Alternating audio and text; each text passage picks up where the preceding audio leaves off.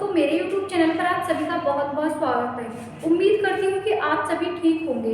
जैसा कि दोस्तों आपको पता ही है कि कल से हमारे लोकतंत्र का सबसे बड़ा महापर्व स्टार्ट होने जा रहा है, यानी कि कल से चुनाव स्टार्ट हो रहे हैं। तो आज हम सिर्फ उसी को लेकर कुछ बातों पर डिस्कस करेंगे।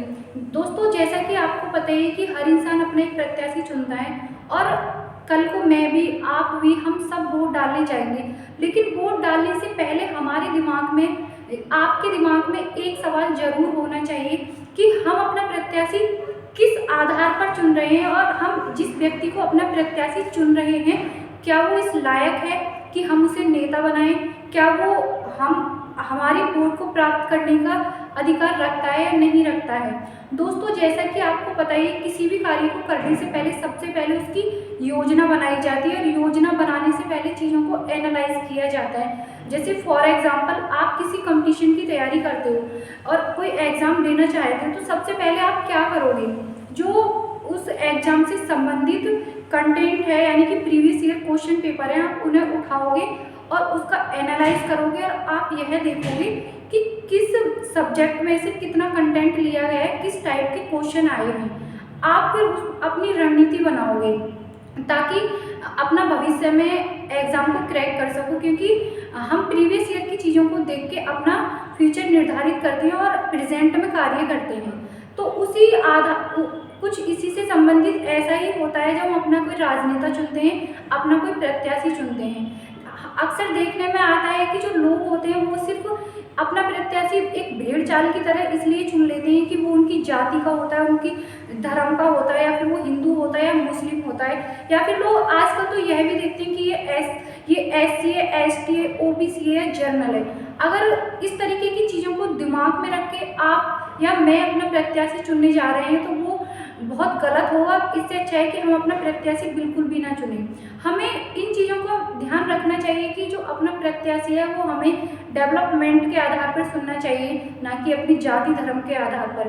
क्योंकि दोस्तों, हमें अपना प्रत्याशी चुनने से पहले यह देखना बहुत ज़रूरी है कि कौन सा व्यक्ति रोजगार की बात कर रहा है, कौन बेरोजगारी को दूर करने की बात कर रहा है, कौन हमारी जो सामाजिक स्थिति है, आर्थिक स्थिति है, उसको सुधारने की बात कर रहा है, कौन हमें हमारी रोज़मर्रा की चीज़ों को उपलब्ध करा रहा है, कौन जन सुविधाओं को उपलब्ध करा रहा है। ऐसे व्यक्ति को अपना प्रत्याशी हमें चुनना चाहिए जो विकास की बात करता हो।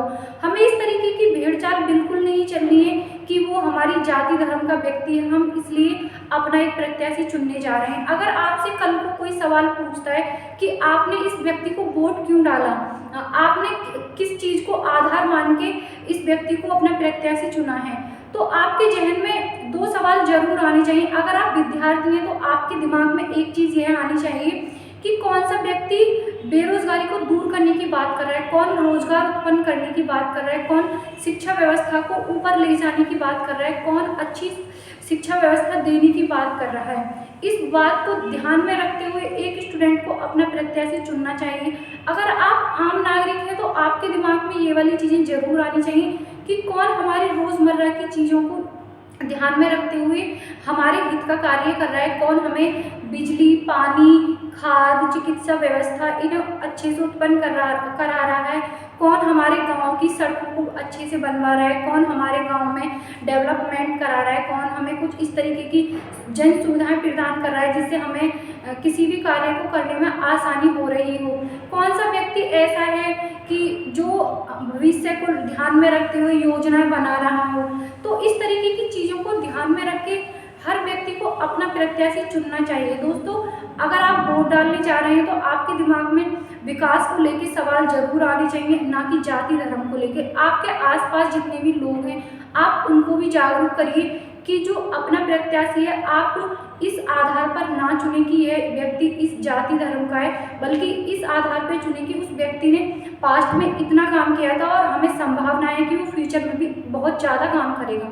अब आजकल क्या हो रहा है कि हमारे देश में जो मुद्दे हैं, चाहे वो महंगाई का मुद्दा हो, बेरोजगारी का मुद्दा हो, या फिर किसी भी जन सुविधा का मुद्दा हो, वो तो एक तरीके से ख़त्म ही हो चुका है। लोग रैलियां करते हैं, चाहे वो किसी भी पार्टी का नेता हो या फिर कोई प्रत्याशी हो, वो क्या कर रहे हैं, वो एक दूसरे की आलोचना करने में लगे हुए हैं, वो एक दूसरे को नीचा दिखा रहे हैं, वो एक दूसरे की इतनी रहे हैं कि यहाँ तक कि इतनी अभद्र भाषा का भी उपयोग कर रहे हैं। तो दोस्तों आपको इस बात पे ध्यान देना है कि कौन व्यक्ति विकास की बात कर रहा है, कौन व्यक्ति अच्छी शिक्षा व्यवस्था की बात कर रहा है, कौन व्यक्ति ऐसी बातें कर रहा है कि जो भविष्य में महंगाई को, बेरोजगारी को ख़त्म कर सकता है।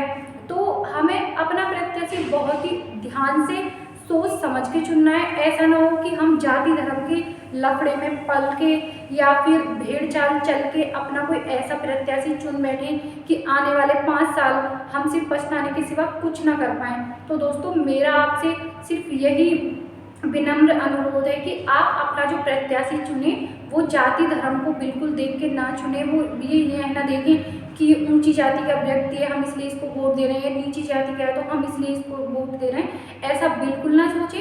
अपना प्रत्याशी सिर्फ विकास के आधार पर चुने। अगर आपको रोजगार चाहिए, अगर आप चाहते हैं कि महंगाई कम हो, या फिर आप चाहते हैं कि जो रोज़मर्रा की चीज़ें हैं वो हमें आसानी से उपलब्ध हो जाएं, तो उन्हीं बातों को ध्यान में रख के आपको अपना प्रत्याशी चुनना है। और जो लोग आपके संबंधित हैं या आपके आसपास हैं, आपको उन्हें भी यही समझाना है कि अपना प्रत्याशी जाति धर्म से हटके विकास को आधार बना के चुनना है। तो दोस्तों आपकी क्या राय है मुझे कमेंट्स बॉक्स में ज़रूर बताएं कि हमें अपना प्रत्याशी विकास के आधार पर चुनना चाहिए या फिर जाति धर्म की भेड़ चाल चलते ही रहना चाहिए। अगर वीडियो आपको अच्छी लगी हो तो लाइक करें, चैनल को सब्सक्राइब करें और दोस्तों के साथ शेयर करें। Thank you.